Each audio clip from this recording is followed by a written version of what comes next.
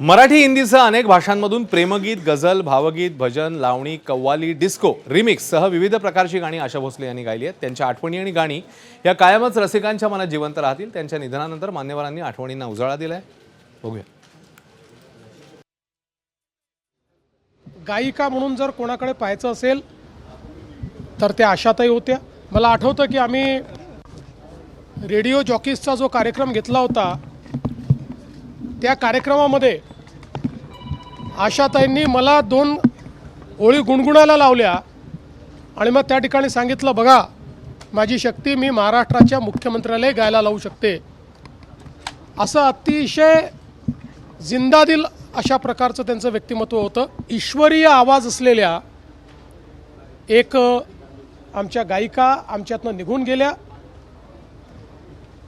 मी त्यांना विनम्र श्रद्धांजली अर्पण करतो। आशा त्यांनी अनेक भाषांमधून अनेक गीतं गायलीत आणि ती आजही आपल्या सगळ्यांच्या स्मरणात आहे आणि पुढल्या अनेक वर्ष भविष्यात देखील आपल्या सगळ्यांच्या स्मरणात राहतील। आशाताईंचा माझा अतिशय जवळचा परिचय होता।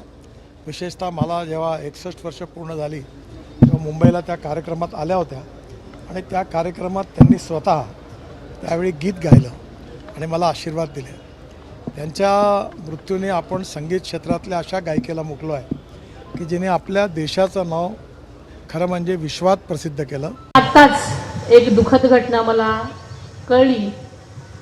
जगविख्यात गायिका, आपल्या महाराष्ट्राचं वैभव आशाताई भोसले यांचं निधन झाल्याचं मला आत्ताच कळलं।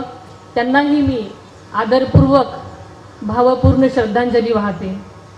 त्यांनी 92 वर्षाच्या त्यांच्या कारकिर्दीमध्ये 12,000 गाणी त्यांनी म्हटली आणि खऱ्या अर्थाने त्यांच्या जाण्यामुळे महाराष्ट्रात नाही देशामध्ये एक मोठी पोकळी निर्माण झाली, ती कधी भरून येऊ शकत नाही।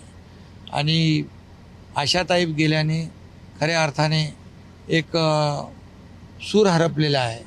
जोपर्यंत चंद्र आणि सूर्य आहे तोपर्यंत त्यांचे श्रोते जे आहेत त्यांच्या गाण्यांचा आनंद घेत राहतील। अशा प्रकारचं त्यांचं जे काही व्यक्तिमत्व होतं त्याला आपण मुकलेलो आहोत। मी त्यांना शिवसेनेच्या वतीने, आमच्या परिवाराच्या वतीने भावपूर्ण श्रद्धांजली अर्पित करतो। एबीपी माझा, उघडा डोळे बघा नीट।